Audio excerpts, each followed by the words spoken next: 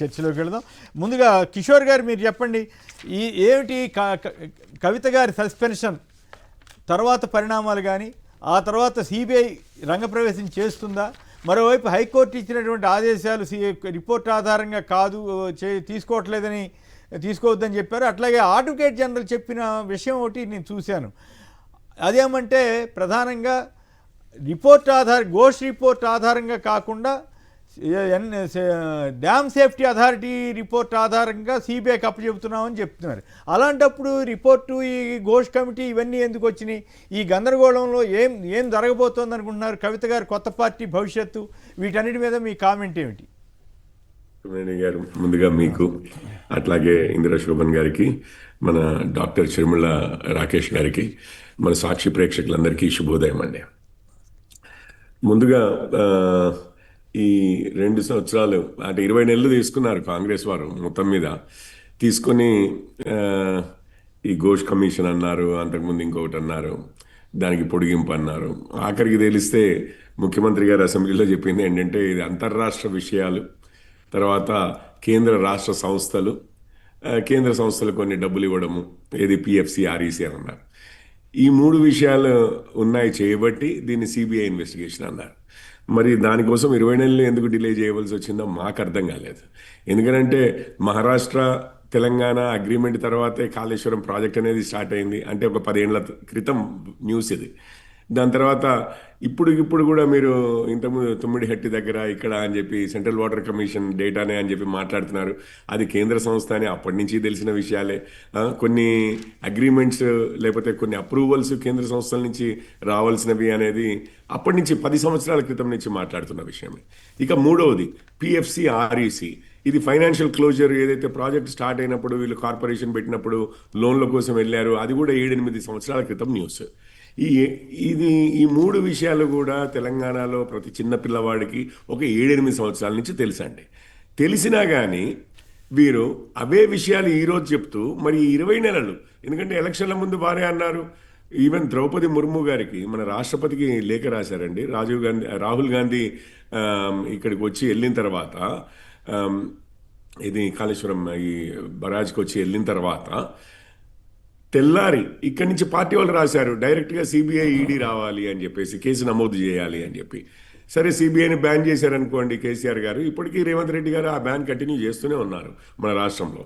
అయితే నేను అనేది 20 నెలల తర్వాత ఈరోజు ఎప్పటివో 10 సంవత్సరాల క్రితం న్యూస్ చెప్తూ, 7-8 సంవత్సరాల న్యూస్ చెప్తూ ఈరోజు కొత్తగా సిబిఐ ఎంక్వైరీ అని అంటున్నారు. అంటే 20 నెలల క్రితమే ఇవ్వాల్సింది. ఫస్ట్లో మాకు నమ్మకం ఉంది సిబిఐ ఎంక్వైరీ కావాలన్నారు, గెలిచిన తర్వాత మాకు నమ్మకం లేదు సిబిఐ మీద, అసలు మేము ఇవ్వము, రాష్ట్ర సంస్థలు చాలన్నారు. మళ్ళీ పాత న్యూసే చెప్పి ఈరోజు ఇస్తున్నారు అని అంటే ఈ 20 నెలల్లో ఏమైందో ప్రజలందరూ అర్థం చేసుకోగలరండి. ఎందుకంటే బీఆర్ఎస్ వారికి మీకు అధికారము పోతుందని తెలిసి రిజల్ట్ వచ్చిన తెల్లారికిను కాంగ్రెస్ ప్రభుత్వం వచ్చేలోపే ఇటు ఫోన్ ట్యాపింగ్లో ఉన్న రుజువులు ఏమయ్యాయో మనం చూసాం, అవి మూసీలో తేలాయి. దాని తర్వాత గొర్రెల పెంపకం విషయం ఏదైతే అది అగ్నికి ఆహుతి అయిపోయాయి చాలా వరకు ఫైళ్ళు. సో అది 2-3 రోజుల్లోనే ఆ లెవెల్లో అయిపోయినప్పుడు ఈరోజు 20 నెలల సమయం ఇస్తే ఏం జరిగి ఉంటుంది? కేంద్రానికి లెటర్ రాశారు కదా వీళ్ళు ఆల్రెడీ. అది ఇక సంస్థ చూసుకుంటుందండి, సిబిఐ చూసుకుంటుంది. మా డిమాండ్ ఇక్కడ నుంచి మీ రాజకీయం మొదలవుద్దా? ఇక్కడ నుంచి మీ రాజకీయం వెళ్తే ముందుకు బెటరా లేకపోతే కాదా అనే రాజకీయంలో మీరు ఉంటారా? చెప్తాను కుమ్మినేని గారు, చెప్తాను. ఇప్పటి నుంచి 2 విషయాలు ఉన్నాయి, దాంట్లో కూడా కొంత ఇంట్రెస్టింగ్ పార్ట్ ఒకటి ఉంది, చెప్తాను. ఇప్పుడు వీరేమంటున్నారు, కక్ష సాధింపు చర్య లాగా భావించొద్దు. సోనియా గాంధీ గారు వైఎస్ జగన్మోహన్ రెడ్డి గారి మీద చేసినట్లు ఎటువంటి ఎంక్వైరీ లేకుండా సడన్ గా సిబిఐని దించేశారు కదా. సోనియా గాంధీ గారి లాగా అనుచితంగా అనాలోచితంగా చేసేవారు కాదు, ఆవేశపూరితంగా చేసేవారు కాదు రేవంత్ రెడ్డి గారు. అందుకనే 20 నెలలు తీసుకుని మేము ఒక కమిషన్ వేసి మనకందరికీ తెలిసిన విషయాలే మళ్ళీ ఒకసారి చెప్పి అప్పుడు కానీ కమిషన్ వేయట్లేదు అని చెప్పి అంటున్నారు. అదొక కారణం, అది వదిలేయండి. ఇప్పుడు సిబిఐ విషయంకి వద్దాం. సిబిఐలో కేంద్రంలో సిబిఐ డైరెక్టర్ని అపాయింట్ చేసేది 3 అండి. ఒకరు ప్రధానమంత్రి, అది వేరే చర్చ. సిబిఐ డైరెక్టర్ ముగ్గురు ప్యానెల్. మోడీ గారు అయితే, ఇంకొకరు ఇప్పుడు ప్రస్తుతం అయితే రాహుల్ గాంధీ గారు చీఫ్ జస్టిస్ ఆఫ్ ఇండియా. మేము మైనారిటీ 1/3, 2/3 మాకు మేము కాని వారే ఉన్నారు. అందులో మాకెంత చీఫ్ బలం జస్టిస్ ఉందో చీఫ్ జస్టిస్ కాంగ్రెస్ వారికి అంతే కాంగ్రెస్ బలం ఆయన కింద ఉంది. లెక్కెడతారా కాబట్టి ఇక సిబిఐ కాదండి, చీఫ్ జస్టిస్ ఒక కాంగ్రెస్ స్వయం కింద లెక్క ప్రతిపత్తి పెడతారా కలిగిన ఏంటి? అది సంస్థ. అన్యాయంగా ఉంది. చీఫ్ ఏంటండి? జస్టిస్ కాంగ్రెస్ ఆయన కింద ఎట్లా వేస్తారు మీరు? ఇప్పుడు నేను కాంగ్రెస్ ముందు వెళ్ళట్లే. మరి మేము minority 1/3 అంటే మేము 1/3 మేము కాకుండా 2/3 అన్నాను. కాంగ్రెస్ కి కూడా 1/3 ఉందని చెప్పాను నేను. Okay. 1/3 కాంగ్రెస్ కి కూడా 1/3 ఉంది. సో అదొక స్వయం ప్రతిపత్తి కలిగిన సంస్థ. దాని పని అది చేసుకుంటూ పోతుంది. దాని గురించి మేము మాట్లాడాల్సిన అవసరం లేదు. మేమైతే నిజాలు ఇది చేసిన ఇప్పుడు కవిత గారు చెప్తున్నట్లు వీళ్ళందరూ చెప్తున్నట్లు తెలంగాణ ఇది కూడా కూడే కూస్తూనే ఉంది కదండి. ఈరోజు కొత్తగా చెప్పాల్సిన విషయాలు ఏం లేదు. Right. ఇటు అందులో లూటీ జరిగిన విషయమో లేకపోతే ఓకే, అవినీతి కవిత జరిగిన గారి విషయమో, విషయానికి రండి. కవిత గారి సస్పెన్షన్ Plus తర్వాత వారిని పరిణామాల కాపాడేవారు మీద ఇద్దరి విషయాలు సంక్షిప్తంగా బయటపెట్టాలని మాట్లాడితే మేము మిగతా ఇద్దరు కూడా అనుకుంటున్నాం. మాట్లాడతారు, మళ్ళీ మాట్లాడచ్చు. కవిత గారి విషయం ఏం లేదండి. ఇప్పుడు కేసీఆర్ గారు ఈరోజు నిజంగానే ముందుండి ఫైట్ చేస్తూ ఉండుంటే వారి ఆరోగ్యం బాగుపడాలని నేను కోరుకుంటాను, మనం అందరము కోరుకుంటాము. సో నెక్స్ట్ ఎలక్షన్స్కి కేసీఆర్ గారి లీడర్షిప్లో వెళ్తుందా లేదా అన్న అనుమానం వచ్చినప్పుడు ఇప్పుడు ఫ్యామిలీ పార్టీ అండి, సక్సెషన్ వార్ఫేర్ వస్తుంది. ఇప్పుడు చాలామంది ఉన్నారు కుటుంబంలో. హరీష్ గారు ఉన్నారు, కేటీఆర్ గారు ఉన్నారు, ఎస్పెషల్లీ తర్వాత కవిత గారు ఉన్నారు, హరీష్ గారు ఉన్నారు, సంతోష్ గారు ఉన్నారు. సో ఈ సక్సెషన్ వార్ అనేది తప్పని పరిస్థితి. ఆ తప్పని పరిస్థితుల్లో ఇక ఒకరి మీద ఒకరు అనుకోవడము మనకి లాభం ఏంటి, ప్రజలకు లాభం ఏంటంటే ఇట్లాంటి వాటిలలో ఇప్పుడు ఏమన్నా విషయాలు ఉంటే అంతకుముందు అందరూ కలిసికట్టుగా ఉండి కాస్త సీక్రెట్ మెయింటైన్ చేసేవి. ఇప్పుడు ఒకరి మీద ఒకరు బురద చల్లుకున్నప్పుడు కొన్ని విషయాలు బయటకు వస్తాయి. ఇంక అంతకు మించి అది ఫ్యామిలీ విషయంగానే చూడవలసి మేము చూస్తున్నాం. ఆవిడ పార్టీ ఎఫెక్టివ్ గా ఉంటుందా? కొత్త పార్టీ పెడుతుందట, లేదు కాంగ్రెస్ లోకి వెళ్తారని ప్రచారం అయింది. మీరేమో మాకు అక్కర్లేదని మీరు అన్నారు. మహేష్ గౌడ్ గారేమో ప్రస్తుతానికైతే మా పార్టీలో చేరట్లేదని ఆయన అన్నారు. మరి ఈ కొత్త పార్టీ పెడతారని అంటున్నారు. ఏమైనా ఎఫెక్ట్ ఏమైనా ఉంటుందా? ఏ పార్టీ పెట్టినా మీకు ఒక్క విషయం చెప్తాను సార్, దాంతో మన అందరికీ అర్థమైపోద్ది. Just one line. ఇప్పుడు అసెంబ్లీ ఎన్నికల ముందు కవిత గారిని అరెస్ట్ చేయలేదని చెప్పి మాకు అసెంబ్లీలో అప్పటి వరకు అంత హవా ఉంది, సడన్గా గాలి తీసేసినట్లు అయిపోయింది అని అన్నారు. అంటే ప్రజలు ఏమనుకుంటున్నారు ఈ అవినీతి గురించి మీకు అర్థమయ్యే ఉంటుంది. వారిని అరెస్ట్ చేయలేదని మమ్మల్ని తగ్గించేస్తే ఇక వారితో కలవడం వల్ల లాభం అవుతుంది అని అనుకుంటే మాత్రం అది మా పార్టీ ఆలోచన. ఇక చూడండి, ఏమో రాజకీయాల్లో ఏం సార్ అంత ఇట్లా చెబుతున్నారు మీరు. దేశ ప్రధాని స్వయంగా ఆంధ్రప్రదేశ్కి వచ్చి పోలవరం చంద్రబాబు గారు ఏటీఎం అన్నారు. ఆ రాష్ట్ర ముఖ్యమంత్రి చంద్రబాబు నాయుడు గారు మోడీ అంత అవినీతి పరుడు లేడన్నారు. మోడీ గురించి టెర్రరిస్ట్ అన్నారు. చాలా ఇంకా వ్యక్తిగతమైన విషయాలు కూడా మాట్లాడారు. అయినప్పుడు కూడా ఇద్దరు కలిశారు. ఏం రాజకీయాల్లో ఏం జరగకూడదని ఏమైనా ఉంది సార్? మీరు ఈ విషయాల్లోకి వెళ్తే కొన్ని నిజాలు చెప్పాల్సి వస్తుంది. అటువంటివి చెప్పకుండా ఉంటేనే బెటర్. మీలాంటి వాళ్ళు, మీకు అనుభవజ్ఞులు, అన్ని విషయాలు తెలిసిన వారు కదా. వెంకట్ గారు హైదరాబాద్ నుంచి. వెంకట్ గారు నమస్కారం, మాట్లాడండి సంక్షిప్తంగా. నమస్కారం అండి, అందరికీ నమస్కారం. నమస్కారం. ఇప్పుడు కిషోర్ గారు ఒక విషయం ఆయనకి అనాలోచితంగా ఒప్పేసుకున్నారండి. Election commission, chief election commission మోడీది 100% అని ఇప్పుడు ఆయన ఆర్గ్యుమెంట్ లో ఆయన ఒప్పుకున్నట్టు. అందులో కూడా రాహుల్ గాంధీ గారికి 1/3 ఉంది కదా. ఉన్నప్పుడు ఒప్పుకున్నాడు ఆయన ఒప్పుకున్నారండి. ఇప్పుడు ఎలక్షన్ కమిషన్ మొత్తం దేశం డెమోక్రసీ సిబిఐ వరకే రిఫర్ చేశారు. మోడీ గారు కాంగ్రెస్ అధికారంలో ఉన్నంతసేపు ఓన్లీ ప్రధానమంత్రి అపాయింట్ చేసేవారు, లేదా సోనియా గాంధీ గారు అపాయింట్ చేసేవారు. ఎవరు గాంధీ బీజేపీ వారు వచ్చిన తర్వాత ఈ వద్దులండి,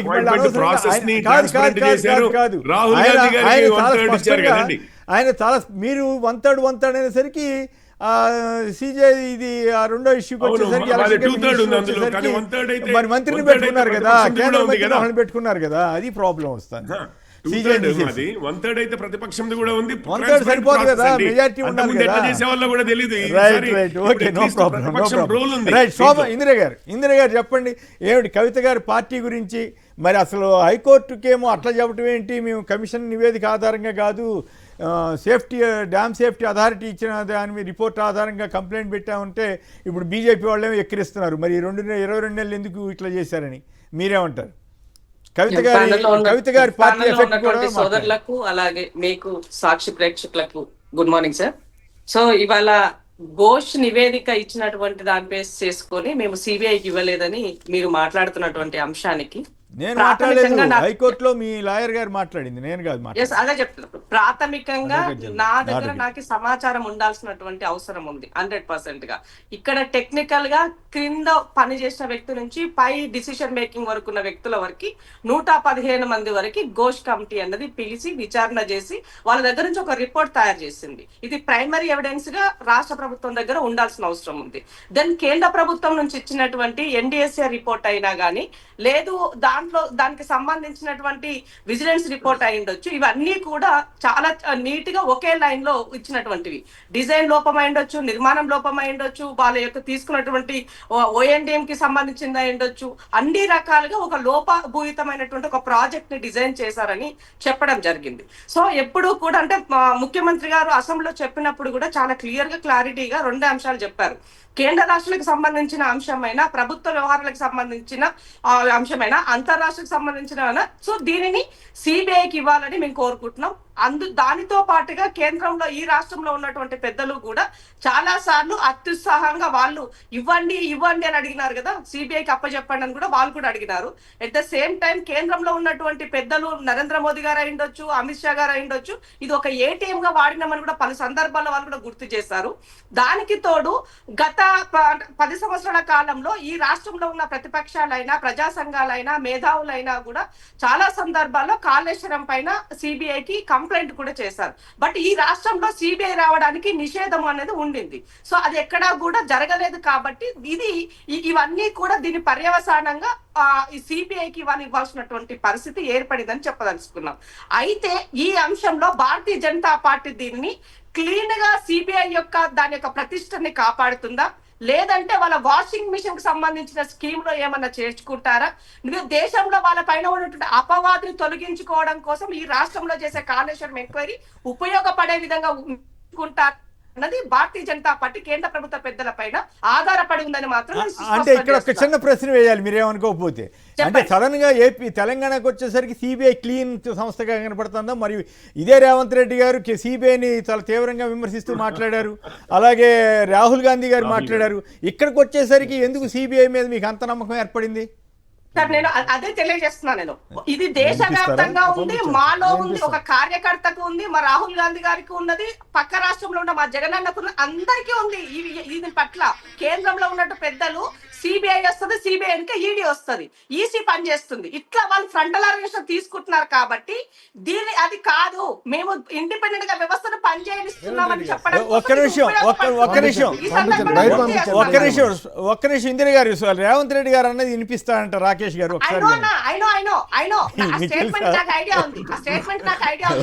అవసరం లేదు, నాకు ఐడియా ఉంది. మన ముఖ్యమంత్రిగా రేవంత్ అన్న చెప్పినా కూడా, ఒక కార్యకర్తగా నేను చెప్పినా కూడా 100% భారతీయ జనతా పార్టీ ఈ వ్యవస్థలన్నింటినీ కూడా ఫ్రంటల్ ఆర్గనైజేషన్ గా ఉపయోగించుకుంటున్నాయి. వాళ్ళకి జీవుజూర్ అంటే వ్యవస్థ ఏమి ఉండదు, లేదు అంటే డెఫినెట్ గా వ్యవస్థలు పనిచేస్తాయి అన్నది ఆ నానుడిగా ఉన్నటువంటి అంశాన్ని ముఖ్యమంత్రి గారు చెప్తున్నారు. కాబట్టి వాళ్ళ చిత్తశుద్ధి చాటుకోవాలంటే ఈ రాష్ట్రంలో నిజాయితీగా తప్పు చేసిన వాళ్ళు, ఎందుకనంటే సార్ గుర్తుపెట్టుకోండి, ఈ రాష్ట్రంలో కేంద్రంలో బీజేపీ అధికారంలో ఉన్నది, ఇవాళ దోషిగా బీఆర్ఎస్ ఉన్నది. సో బీఆర్ఎస్ ని దోషిగా తేల్చాల్సినటువంటి బాధ్యత కేంద్ర రాష్ట్ర ప్రభుత్వాల పైన ఉన్నప్పుడు రాష్ట్ర ప్రభుత్వం తన పని చేసింది. కేంద్ర ప్రభుత్వంలో ఉన్నటువంటి పెద్దలు కూడా, ఎందుకంటే కాళేశ్వరం ప్రాజెక్టుకు 50% జరిగిన నష్టంలో కూడా బీజేపీ యొక్క పాత్ర కూడా ఉందన్నది మనం గమనించాల్సిన అవసరం ఉంది. కాబట్టి ఈ నేపథ్యంలో 100% ఈ రాష్ట్ర ప్రజలకి బీజేపీ యొక్క కపట నాటకం, బీజేపీ యొక్క రాజకీయ స్వార్థంతో చేసేటువంటి అంశాల పట్ల ఒక స్పష్టత కూడా దీని ద్వారా వస్తుందని మాత్రం తెలియజేస్తున్నారు. అయితే మరి కవిత గారి ఎఫెక్ట్, కవిత గారి వెనకాల కాంగ్రెస్ వారే ఉన్నారట కదా సార్? ఇప్పుడు కవిత గారు ఒకరు చెప్తే వ్యక్తిత్వం కాదు. ఆమె ఈ సందర్భంగా ఒకటి గుర్తు చేస్తున్నా, నా సోదరి చాలా బ్రహ్మాండంగా ఇంటి సభ్యురాలుగా జరిగినటువంటి అవినీతిని సుస్పష్టం చేశారు. అట్లాగే బీజేపీకి బీఆర్ఎస్ కి ఉన్నటువంటి వాళ్ళ యొక్క బంధాన్ని కూడా సుస్పష్టం చేశారు. సో కాబట్టి ఇవాళ ఇంట్లో ఉన్నటువంటి బిడ్డ ప్రశ్నించి బయటికి వచ్చి మాట్లాడుతూ ఉంటే, అంటే ప్రతిపక్షాలు మిగతా వాళ్ళు మాట్లాడినటువంటి అంశాన్ని కవిత గారు జోడించి కొన్ని అంశాలు, ఆమె వాస్తవాలు కొన్ని పేర్లతో సహా బయటకు చెప్పడం జరిగింది. నేను ఒకటే అడుగుతున్నాను, ఇవాళ ఆ పార్టీ నుంచి మీరు ఆమె సస్పెండ్ చేస్తున్నారు కదా, గతంలో అది మీ పార్టీ వ్యవహారం, నేను దాంట్లోకి వెళ్ళను. కానీ గతంలో తెలంగాణ ఉద్యమ సమయంలో అయిండొచ్చు, తెలంగాణ వచ్చినాక అయిండొచ్చు, చాలా సందర్భం కాల నరేందర్ అయినా విజయశాంతి గారైనా చాలా పెద్ద వ్యక్తులని కూడా వీళ్ళు సస్పెండ్ చేయలేదు సార్, డైరెక్ట్ ఎక్స్పెల్ చేశారు. మరి ఇక్కడ సస్పెండ్ మాత్రమే చేశారు. తండ్రికి బిడ్డకి ఉన్న ప్రేమతోటి రేపు మళ్ళా అయ్యా ఇది అని బిడ్డ తండ్రి దగ్గరికి పోయినప్పుడు ఆటోమేటిక్ గా మళ్ళా తనని తిరిగి అలా పార్టీలోకి తీసుకుంటారా అన్నది కూడా వాళ్ళు క్లారిటీ ఇవ్వాల్సినటువంటి అవసరం కూడా ఉంది ఈ సందర్భంగా తెలియజేస్తాను. సో ఎక్స్పెల్ కి సస్పెండ్ కి చాలా లాట్ ఆఫ్ డిఫరెన్స్ ఉంది. కాబట్టి ఆ చర్చలో భాగంగా అంటే ఇంటి బిడ్డకైనా మీరేం సలహా మీరు కాదు, మీరు ఈ గతంలో మీరు కూడా తెలంగాణ జాగృతిలో పనిచేసినట్లున్నారు కదా, మీరేం సలహా బాగా మెచ్చుకున్నారు కవిత గారిని, బాగా యాక్టివ్గా పనిచేశారు ఇదంతా అని. ఇప్పుడు ఈ ఎపిసోడ్లో కూడా ఆవిడకే మద్దతిస్తున్నట్లున్నారు కదా, సహజంగానే ఇస్తారు. ఇప్పుడు మీరేం సలహా ఇస్తారు? ఎక్స్పెల్ చేయమంటారా, సస్పెండ్ చేయమంటారా?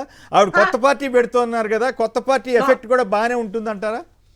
నేను ఏమంటానంటే పార్టీకి నష్టం చేసినప్పుడు మేము ఎంతటి వారినైనా ఉపేక్షించామని నేను చాలా మంది మొన్నటిదాకా లిక్కర్ కేసులో మా అక్కకు నాకు కష్టం జరిగింది, తెలంగాణ ఆడబిడ్డలకి కష్టం అయ్యింది అని అందరూ మీదేసుకొని మాట్లాడిన వాళ్ళు వీళ్ళంతా.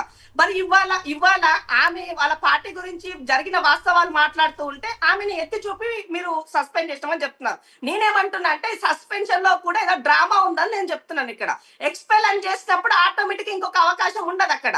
సో ఆమె పార్టీ పెట్టుకుంటారా, ఇంకెక్కడికన్నా వెళ్తారా అన్నది ఆమె ఇష్టం. అది దాన్ని నేను మాట్లాడే రైట్ నాకు లేదు. ఎందుకనంటే వదిలేసినటువంటి అంశం పార్టీకి సంబంధించిన వాళ్ళ వ్యక్తిగతకు సంబంధించిన అంశం. కానీ సమాజంలో ఉన్నటువంటి నేను జాగృతిలో ఆమెతో పని చేశాను 100%. కానీ ఆమె హార్డ్ వర్కర్, పని చేయగలుగుతుంది, చేస్తుంది. దాన్ని తప్పు పట్టాల్సిన అవసరం లేదు. ఒక ఉమెన్ గా తను కష్టపడుతుందని మాత్రం చెప్పగలడు. కానీ 10 సంవత్సరాల్లో నా సోదరి ఎన్నడూ కూడా ఈ అంశాల పట్ల మాట్లాడలేదు.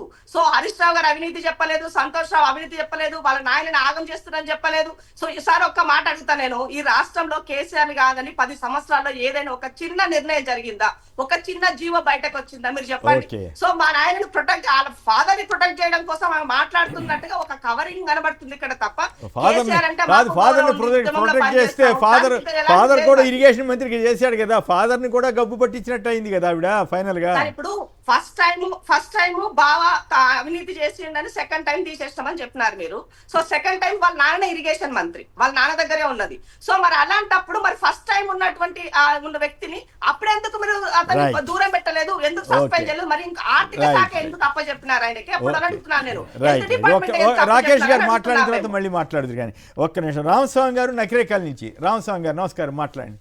నమస్తే సార్. నమస్తే. మీరేమంటారు, కవిత గారి కొత్త పార్టీ పరిస్థితి ఎట్లా ఉంటుంది సార్? ఇది బీజేపీ కాంగ్రెస్ ఆడిస్తున్న నాటకం అంతేనా, లేకపోతే ఏం లేదు సార్. అలా బీజేపీ కాంగ్రెస్ ఆడిస్తున్న నాటకం. వీళ్ళు ఇద్దరు ఎవరో ఒకరు అలా తీసుకుంటారు, టీఆర్ఎస్ పార్టీని బదనాం చేసేందుకు తప్ప అలా వీళ్ళు రేవంత్ రెడ్డి గారు సార్ ఒక్క నిమిషం అభ్యంతరంగా మాట్లాడమని హరీశ్రావు గారు మాట్లాడుతుంటే ఫస్ట్ పేజ్ అది 3వ పేజీలు కాగలేదు. ఆ నివేదిక ఎటువంటి ఒకసారి మీరు ఆలోచన చేయాలని చెప్తాం. ఫస్ట్ పేజ్ చదివి 3వ పేజ్ అంటే వాళ్ళకి ఏది అనుకూలంగా ఉంటే అదే చదువుతారులే. అదే హరీష్ రావు గారు ఏం మాట్లాడి ఒప్పుకోవాలి. అందరు మంత్రులందరూ లేచినట్టన్నిటికీ గట్టి సమాధానాలు ఇచ్చేసరికి వాళ్ళు డిఫెన్స్లో పడే పరిస్థితి వాళ్ళే తెచ్చుకున్నట్టుగా కనపడింది. రైట్. రాకేష్ గారు బీజేపీ వారు మాట్లాడారు, ఒకటి హైకోర్టు ఇష్యూ, 2 కవిత గారి ఇష్యూ, ఇద్దరు కాంగ్రెస్ వారు మాట్లాడారు. ఏమి సమాధానం ఇస్తారు sir? Good morning sir, Srinivas sir మీకు, అదేవిధంగా పోరెడ్డి కిషోర్ రెడ్డి గారికి, ఇందిరా శోభన్ గారికి, సాక్షి టీవీ ప్రేక్షకులకు. సార్ ఫస్ట్ ఆఫ్ ఆల్ ఏదైతే కొన్ని ఆరోపణలు చేశారు, సిబిఐ ఎంక్వైరీ అన్నారు, తప్పకుండా ఏ ఎంక్వైరీ అని వేసుకోండి, మేము ఎక్కడ కూడా దాని గురించి మాట్లాడేది లేదు.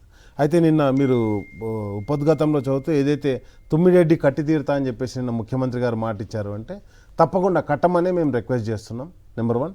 నెంబర్ 2 నేను ఏమంటానంటే ఆరోగ్యశ్రీకి ఏదైతే రాజశేఖర రెడ్డి గారు 2 లక్షలతో మొదలు పెడితే అది మా కాలంలో 10 సంవత్సరాలు కూడా మేము కొనసాగించాం, దానికి కావాల్సిన నిధులు ఇచ్చాం. కానీ ఈరోజు ఆరోగ్యశ్రీ ఆగిపోయేటువంటి పరిస్థితి, వాటికి కావాల్సినటువంటి బిల్స్ శాంక్షన్ చేయక హాస్పిటల్లో ఎక్కడ కూడా ఆరోగ్యశ్రీ కార్డు పని చేయట్లేదు. దయచేసి దాన్ని రాష్ట్ర ప్రభుత్వం వెంటనే ఆరోగ్యశ్రీని పునరుద్ధరించాలని కోరుకుంటున్నాం.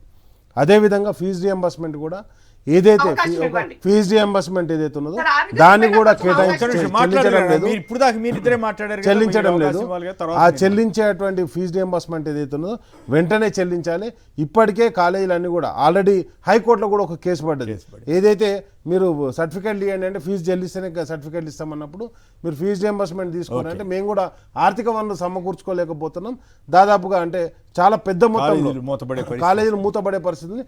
ఒకటి అర్బన్ కాలేజీలో కొంతవరకు ఫీజు ఇంక్రీజ్ చేసుకున్నారు, కానీ రూరల్ కాలేజీలో ఇంజనీరింగ్ కాలేజీలు కావచ్చు దాంట్లో చేరే వాళ్ళు లేరు. ఆ ఫీజు కూడా రియంబర్స్మెంట్ రావట్లేదు. ఎస్పెషల్గా దాంట్లో పనిచేసే ఫ్యాకల్టీకి జీతాలు కూడా రావట్లేదు సార్. కాబట్టి వెంటనే ఫీజు రియంబర్స్మెంట్ కూడా శాంక్షన్ చేయాలి. ఈ రెండు అంశాలు నేను చెప్పారు కాబట్టి చెప్తున్నాం. అండ్ నెక్స్ట్ వచ్చేసి మీరు అన్నట్టుగా ఏదైతే ఆ రోజు ఏ నోటితోటైతే రాజశేఖర రెడ్డి గారిని తిట్టారో పౌరాల గుట్టలో పౌరం అయిపోయాడు అని చెప్పేసి అన్నాలో అదే నోటితోటి ఈరోజు రాజశేఖర రెడ్డి గారు గొప్పరు అని చెప్పడం చాలా సంతోషకరమైనటువంటి విషయం. ఎందుకంటే నేనేమంటున్నానంటే సరే అది డయాస్ ఏదైనా కానీ నేను ఆయన గురించి ఒక సభ పెట్టుకోవడం మాత్రం సంతోషకరమని కేవీపీ గారు ఆర్గనైజ్ చేశారు. అయితే అక్కడ ఇంట్రెస్టింగ్ విషయం ఏంటంటే రేవంత్ రెడ్డి గారిని కొంతమంది కలిసి మేము కేవీపీ గారి లాగా మీతో అంటే ఈయనకి నమ్మలేకపోతున్నారండి. ఎందుకంటే ఈ రోజుల్లో కుర్చీ లాగేస్తారు, అటువంటి పరిస్థితి. అంటే కేవీపీ గారు అంత గట్టిగా నిలబడ్డాడు అని చెప్పడం కోసం. అయితే ఆసక్తికరమైంది ఏంటంటే రేవంత్ రెడ్డి గారిని ఎవరు అట్లా అడుగుతున్నారనేది మరి చెప్పలేదు సార్. అయితే ఇప్పుడు నేనేమంటున్నానంటే కేవీపీ గారు రాజశేఖర రెడ్డి గారు అభిమానవ సంబంధం అంతే తప్పితే ఇంకెవరున్నారు అనేది అది ఎందుకు చెప్పలేము సార్. ఉదయ్ సింహ గారు వస్తారో లేకపోతే ఆయనతో ఎవరెవరైతే ఓటుకు నోటు కేసు ఉన్నారో వాళ్ళంతా కూడా ఉండొచ్చు సార్. మనం దానికి అదే సార్ కాదు సార్, ఆయనతో ఉన్నారు కదా సార్ అప్పుడు అదేది మన ఓటుకు నోటు కేసు అప్పుడు ఆయనతో, లేకపోతే ఫైమ్ ఖురేషి గారు మొన్న మ్యాగీ మిల్లా ఇన్సిడెంట్ జరిగినప్పుడు వాళ్ళందరూ ఉంటారేమో సార్. అంటే అది వేరే విషయం సార్. ఆయన నెక్స్ట్ వచ్చేసి నేనేమంటున్నాను సార్, అదే టైంలో ఏదైతే ఈరోజు సిబిఐకి ఇంతకుముందే వీడియో వినిపించాను. రాహుల్ గాంధీ గారు చెప్పింది కావాలంటే కూడా వీడియో ఉన్నది, వినిపించమంటే వినిపిస్తాను సార్. వేశారు. కాబట్టి నేనేమంటే ఎప్పుడైతే ఈరోజు కంప్లీట్గా సీఎం రేవంత్ రెడ్డి గారు సెంట్రల్ బీజేపీ పార్టీకి అమ్ముడు పోయారు, వాళ్ళకి సరెండర్ అయ్యారు కాబట్టి సిబిఐకి అప్పచెప్పాడు. ఎప్పుడో కాదు సార్, నేను వేరే దూరం వెళ్ళట్లేదు. అప్పుడు చెప్పారు టీడీపీలో చెప్పారు, కాంగ్రెస్లో చెప్పారు అని చెప్పట్లేదు. సురవరం సుధాకర్ రెడ్డి గారి వర్ధంతి సభ 2 రోజుల ముందు జరిగింది. ఆ 2 రోజుల సురవరం సుధాకర్ రెడ్డి సభలో ఏం చెప్పారు, సిబిఐ కావచ్చు, ఈడీ కావచ్చు, ఐటీ కావచ్చు, ఇవన్నీ కూడా బీజేపీ జేబు సంస్థలని, ఆ జేబులో ఈ కేసును పెట్టడానికి కారణం ఏంటి? ఈయన సృష్టించిన కేసు కూడా కాదు, మళ్ళీ ఈయన సృష్టించిన కేసును వాళ్ళ జేబులో పెట్టడానికి కారణం ఏంటి అంటే కంప్లీట్గా ఇక్కడ ఉన్నటువంటి రేవంత్ రెడ్డి గారు బీజేపీకి సరెండర్ అయి చంద్రబాబు కన్సర్న్లో పనిచేస్తున్నాడు. ఇది స్పష్టంగా ఈ కేసుతో తెలిపోతుంది. నెంబర్ 1. నెంబర్ 2, ఆ రోజు నేనేమంటానంటే ఏదైతే మీరు 665 పేజీల ఏదైతే నివేదిక పెట్టిరో దాంట్లో 653వ పేజీ, 54వ పేజీ, 55వ పేజీ నెంబర్లతో సహా చెప్తున్నాం. దాంట్లో ఏదైతే ఉన్నదో మీరు విజిలెన్స్ రిపోర్టు వాళ్ళకు ఫుల్ ఫ్లెడ్జ్గా సబ్మిట్ చేయలేదు. విజిలెన్స్ డిపార్ట్మెంట్ ఏదైతే 75,000 పత్రాలను తీసుకొచ్చింది వాళ్ళ దగ్గర నుంచి, ఆ 75,000 పత్రాలు మాకు ఇవ్వలేదు అని చెప్పి స్పష్టంగా ఘోష్ కమిటీ చెప్పడం జరిగింది. అండ్ నెక్స్ట్ వచ్చేసి నేషనల్ డ్యామ్ సేఫ్టీ అథారిటీ ఇచ్చిన రిపోర్ట్ కూడా వాళ్ళకి సబ్మిట్ చేయలేదు. కాబట్టి విజిలెన్స్ రిపోర్ట్ లేదు, డ్యామ్ సేఫ్టీ అథారిటీ రిపోర్ట్ లేదు. దాంట్లో మొత్తంలో చదివింది ఏంటంటే తుమ్మిడిహట్టి నుంచి మేడిగడ్డకి ఎందుకు మార్చారు అంతే తప్పితే వేరే ఏం లేదు సార్. దాంట్లో ఎక్కడ లేదు సార్. అండ్ నెక్స్ట్ వచ్చేసి నేను ఏమంటానంటే ఒకవేళ మొత్తం ఉంటే సార్ రాజశేఖర రెడ్డి గారు ఉన్నప్పుడు దాని ప్యాకేజీలు 22 ప్యాకేజీలు సార్. 22 ప్యాకేజీలో ప్యాకేజ్ 1 ఒక్కటే చేంజ్ అయింది సార్. ప్యాకేజ్ 1 ఏంది, తుమ్మిడిహట్టి దగ్గర నుంచి మళ్ళీ ఒక 2 లిఫ్టులు సార్. ఒక లిఫ్ట్ కంపల్సరీ పెట్టాలి. అక్కడ నుండి 44 మీటర్ల ఒక లిఫ్ట్ ఉండే అదొక్కటి తీసేసి ఏదైతే ఉన్నదో అక్కడ నుండి 2 లిఫ్టులు పెట్టారు సార్, అంతే తేడా. అండ్ నెక్స్ట్ వచ్చేసి నేనేమంటున్నా అంటే డ్యామ్ సేఫ్టీ అథారిటీ గురించి మాట్లాడినప్పుడు స్పష్టంగా హరీష్ రావు గారు చెప్పడం జరిగింది. ఏం చెప్పారు, మీరు ఏదైతే డ్యామ్ సేఫ్టీ అథారిటీకి ఇంజనీర్ వేశారో ఆ ఇంజనీరే పోలవరం కట్టడానికి ఆయన్నే ఇన్ఛార్జ్ ఉన్నాడు. పోలవరంలో డయాఫ్రమ్ వాల్ కొట్టుకుపోయింది, ఈరోజు కాపా డ్యామ్ కొట్టుకుపోయింది.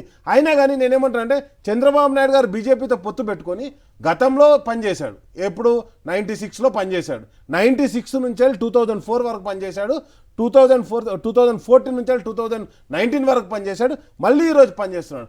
దాదాపుగా వాళ్ళతో కలిసి పనిచేయబట్టి 20 ఏళ్ళు అవుతుంది సార్. ఆయనకి బీజేపీకి లింక్ లేదు సార్, నేనేమంటాను 20 ఏళ్ళ నుంచి పోలవరం కట్టలేకపోతుర్రు. ఓకే, పోలవరం ప్రాజెక్టు ఆంధ్ర ప్రజలకు అష్యూరెన్స్ ఇచ్చి హామీ ఓకే, అది వేరే చర్చ. ఇప్పుడు CBI report Kaleshwaram project justice గోస్ట్ నివేదికతో సంబంధం లేకుండా సిబిఐ రిపోర్ట్ చేస్తే విచారణకి ఇస్తే ఏంటి ప్రయోజనం? సార్ నేను ఏమంటున్నా అంటే మొత్తం వీళ్ళు అంటే విజిలెన్స్ రిపోర్ట్లో వీళ్ళు చెప్పింది, లేకపోతే విజిలెన్స్ రిపోర్ట్ కూడా మనకు తెలియదు కాబట్టి ఏమంటున్నా అంటే ఉత్తమ్ కుమార్ రెడ్డి గారు పీపీటీ ప్రజెంటేషన్ ఇచ్చే రోజు మేడిగడ్డ దగ్గర కట్టినటువంటి బ్యారేజ్కి అయిన ఖర్చు 3,591 కోట్లు అయిందని చెప్పేసి ఆయన లెక్క చెప్పాడు సార్. దాంట్లో కుంగినాయి 3 పిల్లర్లు, అవి మొత్తం 8 బ్లాకులు సార్. 8 బ్లాకులలో ఒక బ్లాక్ తీసేసి రీకన్స్ట్రక్షన్ చేస్తే వాళ్ళ లెక్క ప్రకారం అని చెప్పింది. అక్కడ అయ్యే ఖర్చు దాదాపుగా ఒక 400 కోట్లు. ఆ 400 కోట్లు అనేది ఒక అంశాన్ని పక్కన పెడితే సార్, ఈ 3 గేట్లు ఎత్తి ఏదైతే మొత్తం గేట్లు ఎత్తి పెట్టి అక్కడ దాని వెనుక అమ్ముకున్న ఇసుక 4,000 కోట్లు సార్. ఇంకో మేడిగడ్డ కట్టించారు ఎవరు ఒప్పుకున్నారు? రాష్ట్ర ప్రభుత్వం సార్. ప్రభుత్వం డైరెక్ట్ గా మేసింది. నేనేమంటా అది ఉత్త నా లెక్క కాదు సార్, ప్రభుత్వ లెక్క నేను చెప్పేది, నా సొంత కవిత్వం కాదు, ప్రభుత్వ లెక్క చెప్తున్నా. 4,000 కోట్లు ఇసుక అమ్మింది, అంటే దాదాపుగా మేడిగడ్డ దగ్గర ఇంకో బ్యారేజీ నిర్మాణం చేసేంత ఇసుక అమ్ముకున్నది. ఆ ఇసుక అమ్ముకోనికే వీళ్ళు పైసలు లేవు కదా సార్. మొత్తం రియల్ ఎస్టేట్ పడిపోయింది, రాష్ట్రంలో ఖజానా మొత్తం ఖాళీ అయిపోయింది. లంక బిందెలు దొరుకుతాయేమో వచ్చినట్టు లంక బిందెలు తవ్వుకుంటూ తవ్వుకుంటూ ఇసుక తవ్వుకొని అమ్ముకుంటుండ్రు. కాబట్టి ఏది దొరుకుతుంది అమ్ముకుంటుర్రు. కాబట్టి లాస్ట్కి వస్తే ఏంటంటే ఇప్పుడు ఫార్మా కంపెనీలు హైదరాబాద్ చుట్టుపక్కల ఫార్మా కంపెనీస్ ఉంటుంది కదా, వాటికి కూడా పొల్యూషన్ కంట్రోల్ పర్మిషన్ కూడా ఇస్తలేరు సార్. మొత్తం సింగిల్ విండో సిస్టమ్ ఉండే అవన్నీ కొలాబ్స్ అయిపోయినాయి, ఎకనామీ మొత్తం కొలాబ్స్ అయిపోయింది. ఇప్పుడు ఎందుకు పోయింది సార్? బట్టి గారు మొన్న జిఎస్టీ 8,000 కోట్లు తగ్గుతున్నాయని 7,000 కోట్లు తగ్గుతున్నాయని చెప్తున్నారు. కొత్త రిఫార్మ్ చేస్తే ప్రజలకు ధరలు తగ్గుతాయని చెప్పట్లేదు ఆర్థిక శాఖ మంత్రి. మా ఆదాయం పోతుందంటే నీ ఆదాయం మొత్తం పడిపోయింది కదా. నేనేమంటానంటే మొత్తం సమస్యలన్నీ కలిపి చెబుతున్నారు, విషయంలో రావట్లేదు. అదే సార్ నేనేమంటానంటే ఈరోజు సిబిఐకి ఎందుకు అప్పచెప్పిండు దీనికే సార్, ప్రజల దృష్టిని మరలించడానికి. నాతోటి ఏం శాత కాదు, మొత్తం కేంద్రమే చూసుకోవాలి, కేంద్రం చేతిలో పెట్టినా. నేనేమంటానంటే నువ్వు కట్టవా అసలు ఏది మేడిగడ్డ దగ్గర 2 పిల్లర్లు ఏదైతే కుంగినాయో వాటిని కట్టవా ఎక్కడ కూడా అసెంబ్లీలో చెప్పలేదు సార్. 2 సంవత్సరాల నుంచి టైం పాస్ చేస్తుండు. అండ్ నెక్స్ట్ వచ్చేసి నేను ఏమంటున్నానంటే రాబోయే కాలంలో కూడా ఏం కట్టాడు సార్, వీళ్ళతో ఏం కాదు, ఆ ప్రజల నిర్ణయానికి వచ్చి కనీసం యూరియా గౌరా తేలేనటువంటి పరిస్థితిలో కాంగ్రెస్ పార్టీ ఉన్నది సార్. ఇవన్నీ ఒక అంశం అయితే ఇంతకుముందు ఇంకొక అంశం చెప్పారు సార్. ఏం అంశం? లిక్కర్ గురించి అక్క మాట్లాడింది ఇంద్రక్క. నేనేమంటే రాహుల్ గాంధీ దాని గురించి ధర్నా చేసింది సార్ ఢిల్లీలో అప్పుడు అరవింద్ కేజ్రీవాల్ గురించి. మరి అది అయిందో కాలేదో కాంగ్రెస్ పార్టీ చెప్పాలి సార్, మేము చెప్తే బాగుండదు. ఇప్పుడు ఇక నేనేమంటే రాహుల్ గాంధీ కరెక్టా రైటర్ రాంగ్ వాళ్ళే చెప్పాలి. ఇక్కడికి ఇది అయిపోయింది సార్. నెక్స్ట్ వచ్చేసి నేనేమంటున్నానంటే పార్టీలుగా ఒక అంటే జనరల్గా ఒక పార్టీ మీద ఆరోపణలు చేసేటప్పుడు కానీ ఏదైనా ఆరోపణలు చేసి ఆయన దేశంలో కొత్తగా ఈరోజే జరిగినటువంటి ఒక సంఘటన లెక్క చూడడానికి అవసరం లేదు సార్. మనం చూసాం 1982లో మేనకా గాంధీని ఇందిరాగాంధీ సస్పెండ్ చేసింది సార్ కాంగ్రెస్ పార్టీ నుంచి వెళ్ళి. దానికి ఇప్పటికీ మేనకా గాంధీ గారు వేరే పార్టీ నుంచి ఎంపీగా ఉన్నారు, ఆమె మా కేంద్ర మంత్రి కూడా పనిచేసి పార్టీ నుంచి కాదు ఇంట్లోంచి బయటికి వెళ్ళలేదు సార్. అంటే అప్పుడు ఆమె కాంగ్రెస్ పార్టీ. అంతేందుకు సార్ హరికృష్ణ గారిని చంద్రబాబు నాయుడు గారు ఏది పార్టీ నుంచి సస్పెండ్ చేయలేదు సార్. దగ్గుపాటి గారిని హరికృష్ణ గారిని ఇద్దరిని సస్పెండ్ చేయలేదు సార్, పార్టీ పెట్టుకున్నారు. అంతేగా సార్ మీకు అదిగా తమిళనాడులో అలిగిరి గారిని, అదే విధంగా మనం ఏది ఇక్కడ అన్నా డిఎంకే నుంచి వెళ్ళి శశికళ గారిని, అండ్ నెక్స్ట్ వచ్చేసి యూపీలో సమాజ్వాదీ పార్టీ నుంచి శివపాల్ యాదవ్ గారిని, అండ్ నెక్స్ట్ వచ్చేసి నేనేమంటున్నా అంటే అప్నాదాల్ నుంచి వెళ్ళి ఇప్పుడు సెంట్రల్ మినిస్టర్ ఉంది సార్ హర్ప్రియ పటేల్ను. కాబట్టి ఇవన్నీ బీహార్లో ఆర్జేడీ నుంచి రీసెంట్ గా తేజ్ ప్రతాప్ యాదవ్, అండ్ నెక్స్ట్ వచ్చేసి నేనేమన్నా కర్ణాటకలో జేడీఎస్ నుంచి రేవన్నను. ఇవన్నీ కూడా ఏంటంటే అన్ని పార్టీలు అంతేందుకు సార్ మన బీజేపీ నుంచి వెళ్ళి మన రాజాసింగ్ ఎమ్మెల్యే లాస్ట్ టైం ఒక్కడే ఎమ్మెల్యే ఉండే, ఆ ఎమ్మెల్యేని కూడా ఇప్పుడు సస్పెండ్ చేశారు. పార్టీలో జరిగేటువంటి ప్రతి ఒక్క దానికి ఇది అది అని సంబంధం పెట్టడానికి అవసరం లేదు సార్. పార్టీలో నిర్ణయాలు తప్పకుండా జరుగుతాయి. నేనేమంటా అంటే లాలూ ప్రసాద్ యాదవ్ గారు చేసిర్రు, కరుణానిధి గారు చేసిర్రు, దేవగౌడ గారు చేసిర్రు, ఇందిరాగాంధీ చేసింది. కాబట్టి ఇవన్నీ జరిగినప్పుడు కవిత గారిని కూడా అట్లా చేసాం సార్. రాజకీయ పార్టీ ప్రిపేర్ కాదు సార్. ఇప్పుడు షర్మిల గారిని వైఎస్ఆర్సీపీ నుంచి కూడా సస్పెండ్ చేశారు కదా సార్. నేనేమంటా అంటే పార్టీ వ్యతిరేక కార్యక్రమాలకు పాల్పడ్డప్పుడు, పార్టీ మీదనే అభియోగాలు వేసినప్పుడు అందరం కాళేశ్వరం గురించి పోరాటం చేస్తుంటే కాళేశ్వరంలో జరగలేదు అవినీతి అన్నప్పుడు ఎవిడెన్స్లు ఉంటే బయట పెట్టాలి తప్పితే ఆరోపణ చేస్తే దాన్ని ఎవరు ఒప్పుకోరు కదా సార్. నేనేమంటే అది ఎవరు వ్యక్తిగతంగా పైగా చేసిన హరీష్ రావు గారు బాగా మాట్లాడారు అనుకుంటున్న టైంలో ఆవిడ ఒక బండ వేసినట్టు అయింది.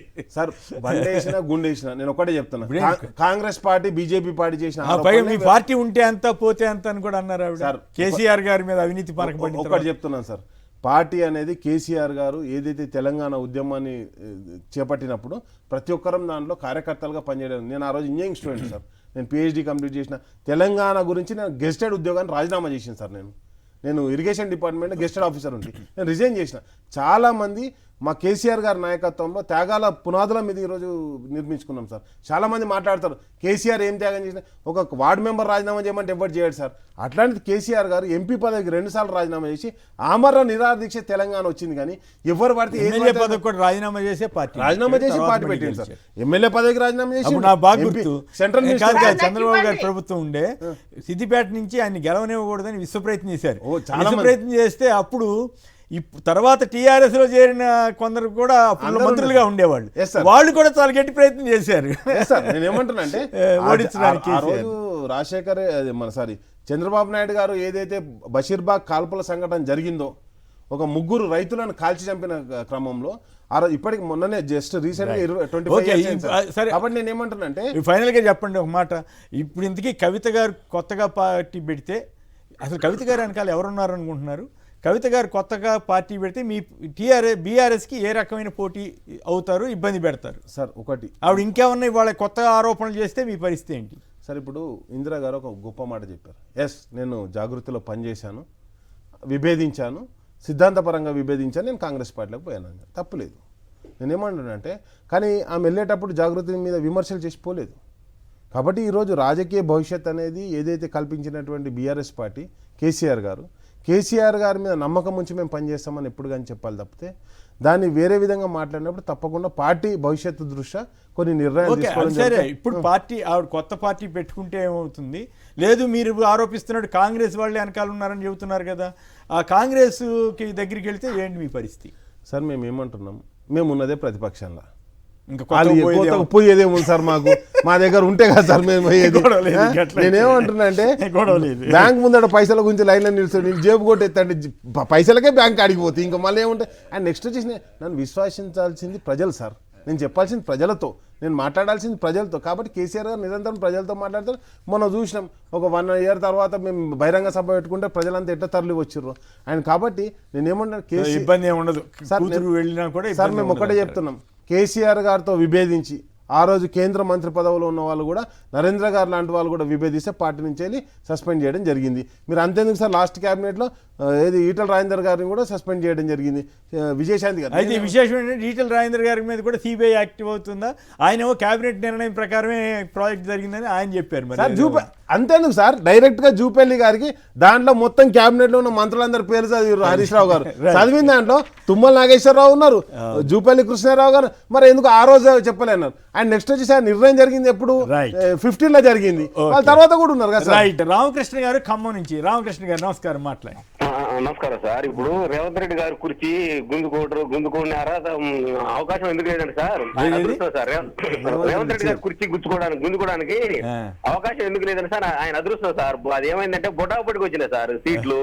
ఈ బొటాబొటికి రావడం వల్ల కాంగ్రెస్, ఒరిజినల్ కాంగ్రెస్ వాళ్ళు ఆయన ఉంచుతారు. అదే ఒక 20 సీట్లు కనుక ఎక్కువ వచ్చినట్టయితే కాంగ్రెస్ కి, దెబ్బకి తెలుగుదేశం కాంగ్రెస్ పక్కన పెట్టి ఒరిజినల్ కాంగ్రెస్ వాళ్ళు ఇప్పుడు ముఖ్యమంత్రి అయ్యి కూర్చునే వాళ్ళు సార్. ఆయన అదృష్టం ఏంటంటే బొటాబొటి. కాకపోతే ఆయన పిసిసి అధ్యక్షుడు కష్టపడ్డాడు, అది వేరే విషయం. కానీ జయపాల్ రెడ్డి గారు చేశారు సార్. చూడటానికి మొత్తం వేదికంతా గతంలో కాంగ్రెస్ లో ఉన్న వాళ్ళైతే, ఈ ముఖ్యమంత్రి గారు మాత్రం తెలుగుదేశం నుంచి వెళ్ళిన కాంగ్రెస్ ముఖ్యమంత్రి తమాషాగానే ఉంది. ఆ సీన్ చూడటం కూడా ఆసక్తికరంగానే ఉంది. ఇప్పుడు కిషోర్ గారు సంక్షిప్తంగా దీని మీద ఏమన్నా స్పందించండి, లేదంటే రాష్ట్రపతి versus supreme court chief justice of India మీద సంక్షిప్తంగా మాట్లాడి మిగతా వాళ్ళు కూడా సంక్షిప్తంగా మాట్లాడతారు. ఏం లేదండి, ఇంతకుముందు దాంట్లో ఒక 2 పాయింట్లు చెప్తాను. చెప్పండి. ఇంత విన్నాము, కాంగ్రెస్ని విన్నాను, బీఆర్ఎస్ని విన్నాను. కాంగ్రెస్ వారు ఏమంటారంటే సిబిఐకి నిజాయితీ పరీక్ష పెట్టడానికి మేము ఇచ్చామంటారు. 1,00,000 కోట్లు కక్కిస్తాము డబ్బులు అని చెప్పినది. రాష్ట్రానికి ఇంత నష్టం జరిగింది ఈరోజు అప్పులపాలైన విషయాన్ని ఎవరికో శీల పరీక్ష పెట్టడానికి వారికి ఇస్తున్నాము అని చెప్పడం కాదు. అంతకైతే 11 సంవత్సరాల నుంచి పెండింగ్లో ఉంది ఆ నోట్ ఫర్ ఓట్ కేసు ఏదైతే ఉందో ఏది రేవంత్ రెడ్డి గారి మీద, ఇంకా శ్లాఘిస్తారు జనాలు, అబ్బా తన మీద కేసే తీసుకెళ్లి ఇంకొక ఇండిపెండెంట్ సంస్థ చేతిలో పెట్టాడు అని చెప్పి. ఆ కేసు పెట్టి ఉంటే నిజంగానే నమ్మేవారు మీరు చెప్పే ఆర్గ్యుమెంట్. కానీ ఈరోజు 20 నెలల తర్వాత మళ్ళీ సడన్గా మధ్యలో నమ్మకం లేదని చెప్పి ఈరోజు ఇవ్వడం అనేది ఏదైతే ఉందో అది ఎన్నో అనుమానాలకు దారి తీసుకోండి. ఇంకొకటి బీఆర్ఎస్ వారు ఏమంటారు, సిబిఐ కిందకి ఇస్తున్నారు. కిషోర్ గారు మీరు ఏమనుకోకపోతే ఒక మాట చెప్పాల్సి ఉంటుంది. ఆ రోజుల్లో ఓటుకు నోటు కేసులో రాజీ చేసిందే మీ పార్టీ వాళ్ళు కదా, మీ పార్టీ ప్రముఖులు కదా. సరే అవన్నీ అనంటే మీరు ఈ అజంప్షన్స్ రూమర్స్ ఏమైనా ఉండొచ్చు, ఎవరైనా రాజకీయ ప్రత్యర్థులు ఏదైనా అనొచ్చు. కానీ నేను చెప్పే విషయం ఏంటంటే మరి బీఆర్ఎస్ వారు ఈరోజు సిబిఐ ఎందుకు వద్దంటున్నారు మీకు అర్థమై ఉండాలి. అంతకుముందు వారి చేతిలో ఏసీబీ కేసు ఉంటే రేవంత్ రెడ్డి గారి మీద హ్యాపీగా ఏమీ జరగకుండా 10 సంవత్సరాలు వారు ముఖ్యమంత్రి ఎలా కాగలిగారో అదేవిధంగా ఇప్పుడు కూడా అదే ఏసీబీ చేతిలో రేవంత్ రెడ్డి గారి చేతిలోనే ఉంచి నడిపిస్తే వారైతే కేసులు పెట్టొద్దు, దీన్ని అసలు ఇన్వెస్టిగేషన్ చేయొద్దు అని ఎవరు ఏ విషయంలో అనలేరు కదా. సిబిఐ మాత్రం వద్దు అంటున్నారంటే ఇద్దరికీ తెలిసిన విషయమే. కాదు కిషోర్ గారు, ఇప్పుడు మన రాకేష్ గారు ఎక్కడ వద్దని అన్న మాట వాళ్ళ, కాకపోతే రాహుల్ గాంధీ గారు రేవంత్ రెడ్డి గారు 2 రోజుల ముందు కూడా సిబిఐని తిట్టాడు కదా, ఇప్పుడు ఎట్లా సిబిఐ ముద్దయిందని వీళ్ళు అడుగుతున్నారు అంతే. నేను అదే అంటున్నానండి, వీళ్ళిద్దరు అనే విధానము ఒకరికొకరిని చూసుకున్నది. రేవంత్ రెడ్డి గారిని వారు ఎంత కేర్ఫుల్ గా చూసుకున్నారు గత 10 సంవత్సరాలు మనకు తెలిసిన విషయమే. ఇప్పుడు వీరిని ఎంత కేర్ఫుల్ గా చూసుకుంటారు అనేది కూడా మనకు విజిలెన్స్ కమిషన్ రిపోర్టు 17 మంది మీద 17 సీనియర్ ఇంజనీర్ల మీద విజిలెన్స్ కమిషన్ రిపోర్టు క్రిమినల్ చర్యలు తీసుకోమని చెప్పి రిపోర్ట్ ఇచ్చి నెలలు అవుతోంది. ఒక్క ఇంజనీర్ 12 ఏళ్ల నుంచి నేషనల్ రైల్వే కేసు మీ దగ్గరనే ఉన్నది. మీ దగ్గర ఉన్నది. వాళ్ళ సంగతి మీకు అర్థమవుతుంది కదా. కిషోర్ గారు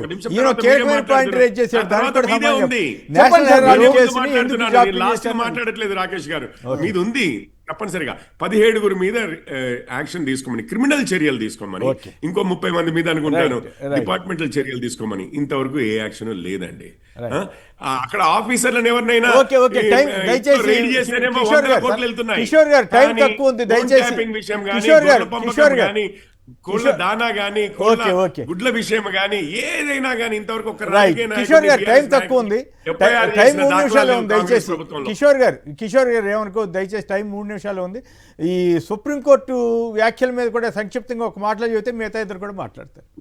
నేను జస్ట్ బ్రీఫ్ గా హెడ్లైన్ చూశానండి, ఏమంటున్నారు అనేది డీటెయిల్స్ అయితే చూడలేదు. కాకపోతే విషయం ఏంటి అని అంటే గవర్నరు ప్రెసిడెంట్ ఎంత టైం తీసుకోవచ్చా లేదా అని చెప్పి, నేను చిన్నప్పుడు పుస్తకాల్లో చదివింది పాకెట్ వీటో అని చెప్పి. మనందరినీ దేశాన్ని కాపాడారు ఎవరు, జ్ఞాని జైల్ సింగ్ గారు. ఒకటి టెలికాం యాక్ట్ అని చెప్పి మీకు నేను లెటర్ రాసినా, మీరు నాకు లెటర్ రాసినా, ఎవరు లెటర్ రాసినా అది పోస్ట్ ఆఫీసే మధ్యలో చింపి చదవచ్చు అని చెప్పి రాజీవ్ గాంధీ గారు ఒక చట్టం తీసుకొస్తే జ్ఞాని జైల్ సింగ్ గారు ఆ చట్టాన్ని పాకెట్ వీటో అంటారు. అట్లాగే జేబులో పెట్టుకుని ఇటు కాదని లేదు అవునదని లేదు ఆ ప్రమాదాన్ని నుంచి తప్పించారు. సో రాజ్యాంగ వ్యవస్థలో చేస్తున్న వ్యవస్థలో ఎన్నో విధాలుగా ఎన్నో ప్రాసెస్లు మీకు నెగిటివ్ గా అనిపించవచ్చు, పాజిటివ్ గా అనిపించవచ్చు, కానీ ఆ మొత్తం సిస్టమ్ ని కలిపి చూడవలసిన అవసరం ఉంది. అంబేద్కర్ గారు రాజ్యాంగ రచించిన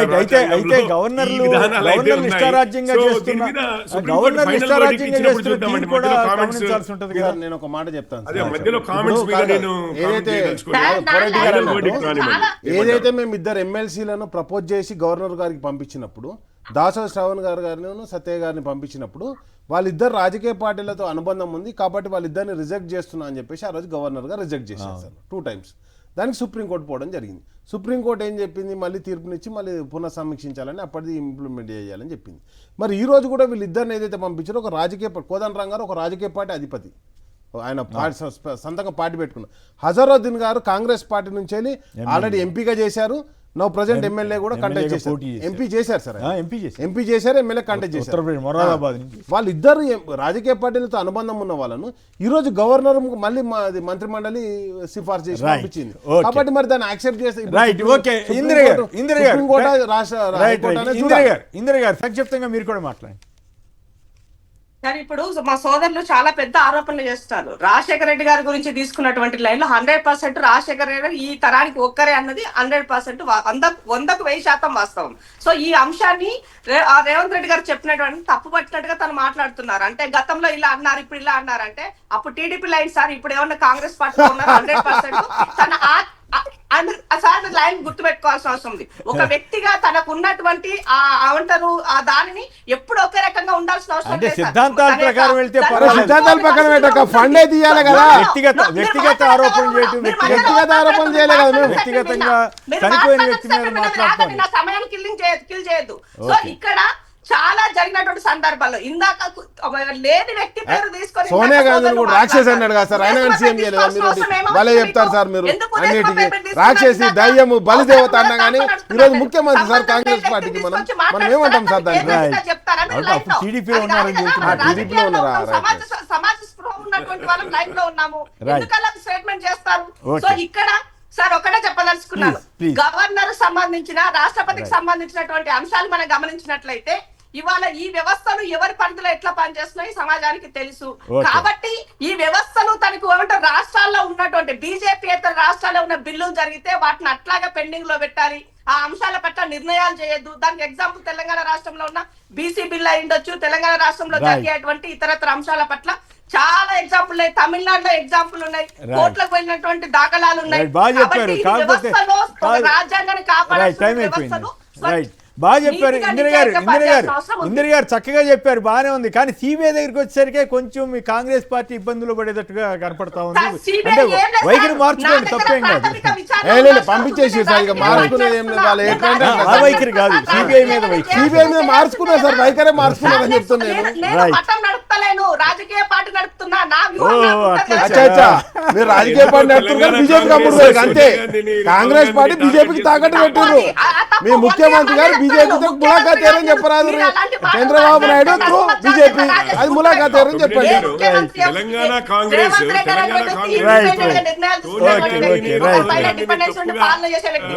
Right. చూస్తున్నట్టుగా అనిపిస్తోంది. రైట్.